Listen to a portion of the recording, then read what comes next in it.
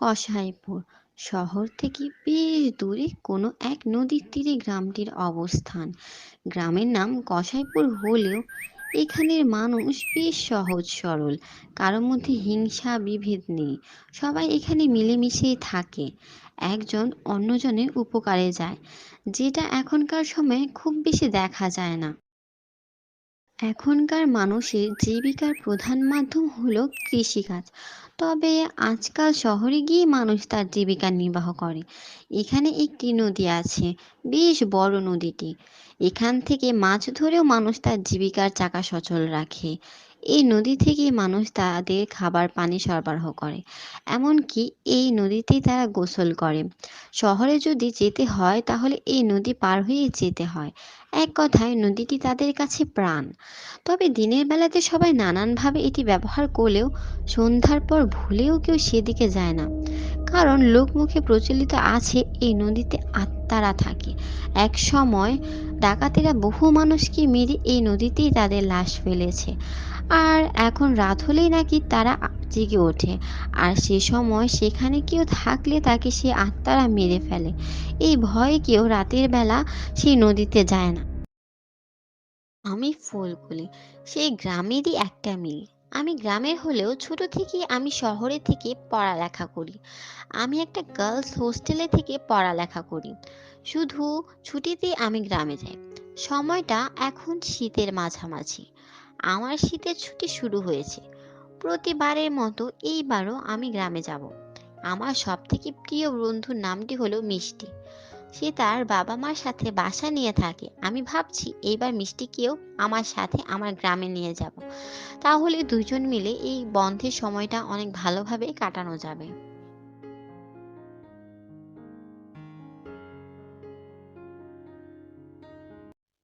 শীতের ছুটি তো আমরা পেয়ে গেলাম, তো কি ঠিক করলি, এবারও কি তোদের গ্রামে যাবি? হ্যাঁ রে, এই সারা বছর শহরে কোলাহল থেকে একটু তো এই ছুটির সময়টাতেই শান্তি পাই। হুম, ঠিক বলেছিস, গ্রামের মতো শান্তি শহরে নেই। আমি চাইছি তুইও আমার সাথে এবার আমার গ্রামে যাবি। দুইজনে মিলে এবার অনেক মজা করব। খারাপ বলিসনি, তবে সেখানে গেলে তোর মায়ের হাতে পিঠা খেতে পারবো তো? শুনেছি তোর মা অনেক ভালো করে পিঠা বানাতে পারে। পাবি। আর এই শীতের আসল মজাই তো হলো পিঠা। তবে আজকে যাই। আচ্ছা, কালকে সময় মতো বাস কাউন্টারে চলে আসিস, না হলে ট্রেন ধরতে পারবো না।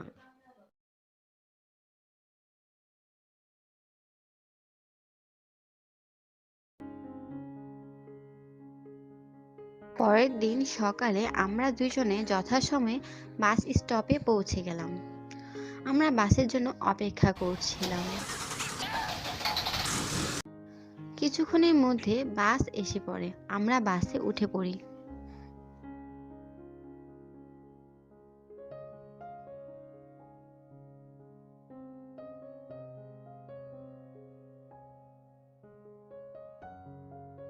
আমরা সময়ে ট্রেন স্টেশনে নামলাম। আমরা ট্রেনের জন্য অপেক্ষা করছিলাম, কিন্তু আমরা জানতে পারলাম লাইনে সমস্যা হয়েছে, যার কারণে ট্রেন আসতে 3 ঘন্টা দেরি হবে। তাই আর উপায় না পেয়ে গল্প করতে বসলাম।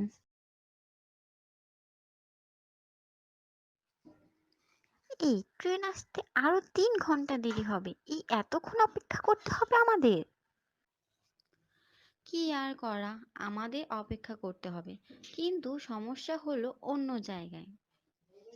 আবার কিসের সমস্যা? ট্রেন 3 ঘন্টা দেরি করে আসবে, এর থেকে বড় সমস্যা হতে পারে? আমাদের গ্রামে যেতে নদী পার হতে হয়। সেই নদী সবার জন্য প্রাণ। সেখান থেকে মাছ ধরে বহু মানুষ জীবিকা নির্বাহ করে। এমনকি এর পানি দিয়ে তারা সব ধরনের কাজ করে। কিন্তু রাতের দিকে কেউ সেদিকে যায় না। কেন, রাতের দিকে কি সমস্যা? সবাই বলে সেই নদীতে নাকি আত্মারা থাকে। আর রাতের বেলা সেই আত্মারা জেগে ওঠে। তখন সেখানে কেউ থাকলে আত্মারা তাকে মেরে ফেলে। তুই এইসব বিশ্বাস করিস? এইসব প্রতি গ্রামে প্রচলিত থাকেই। কে জানে, ওই যে বলে না, বিশ্বাসে মেলায় বস্তু, তর্কে বহুদূর। আমরা অপেক্ষা করছিলাম। বেশ কিছুক্ষণ অপেক্ষা করার পর ট্রেন আসে। আমরা ট্রেনে উঠে যাত্রা শুরু করলাম।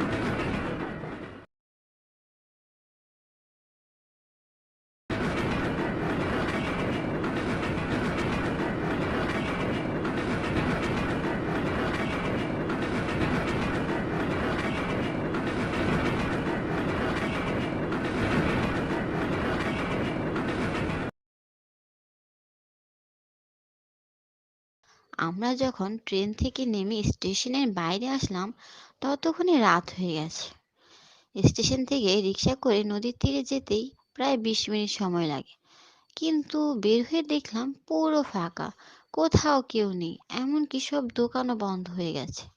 ঠান্ডাটা গ্রামে একটু বেশি অনুভব হয়, আজকেও তার ব্যতিক্রম নয়। এ কি, সব তো ফাঁকা, আমরা এখন কি করে যাব?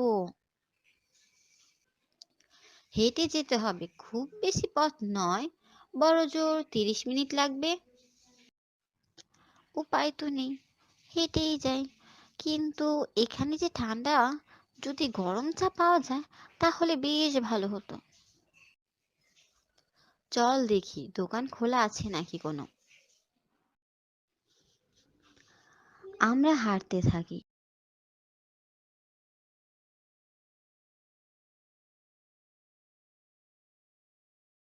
কিছু দূরে গিয়ে আমরা একটা দোকান পাই, যেটা এখনো বন্ধ হয়নি।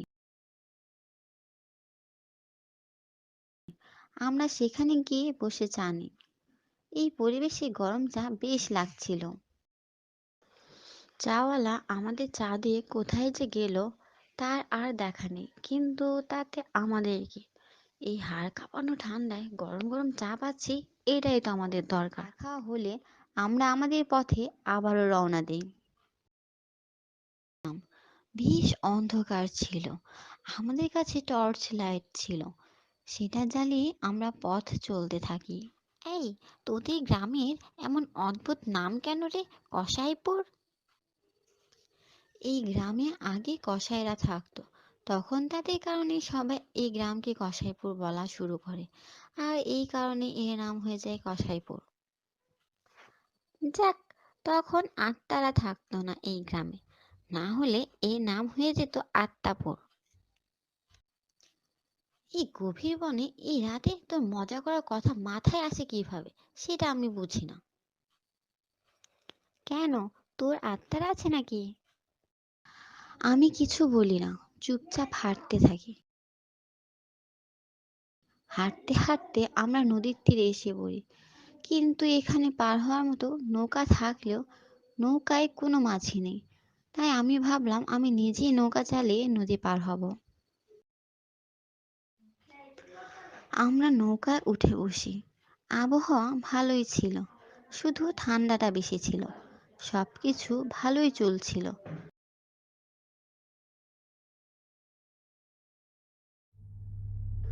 সমস্যাটা হয় মাঝ নদীতে আসার পরে।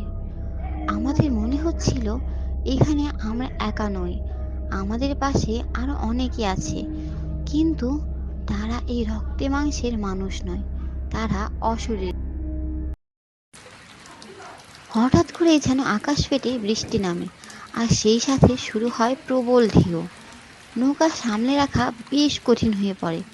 নৌকা থেকে আমরা পড়ে যাব যাব অবস্থা। আমরা দুজনে অনেক আতঙ্কিত হয়ে পড়ি। এক সময় টাল সামলাতে না পেরে আমরা দুইজন নৌকা থেকে নদীতে পড়ে যাই। অনেক কষ্টে আমি নৌকায় উঠতে পারি, কিন্তু আমার পাশে মিষ্টিকে দেখতে পেলাম না। তুফান ততক্ষণে বন্ধ হয়ে গেছে, টর্চ লাইট খুঁজে পেলাম না। হালকা আলোর মধ্যেই আমি মিষ্টিকে খুঁজতে লাগলাম, কিন্তু পেলাম না। কিছুক্ষণ পরে আমার সামনে আমি ভয়ানক এক জিনিস দেখতে পেলাম। সেটা ভয়ানক ভাবে হেসে বাতাসে ভেসে আমার দিকে আসছিল। আমি আর নিজেকে সামলে রাখতে পারলাম না, সেখানেই আমি অজ্ঞান হয়ে যাই। যখন আমার জ্ঞান ফিরে তখন আমি আমার বাড়িতে বিছানায় শুয়েছিলাম। আমি দেখি মা আমার পাশে দাঁড়িয়ে আছে। মিষ্টি কোথায় আর সেই তুফান? তোদের আসতে দেরি হচ্ছিল দেখে তোর বাবা আর কিছু লোক নদীর তীরে যায়। সেখানে গিয়ে দেখতে পায় তুই নৌকায় অজ্ঞান হয়ে পড়ে আছিস। তখন সবাই তোকে বাসায় নিয়ে আসে। কিন্তু মিষ্টি কোথায়? ওকে খুঁজে পাওয়া যায়নি। তোর বাবা আর সবাই মিলে ওকে খুঁজতে গেছে।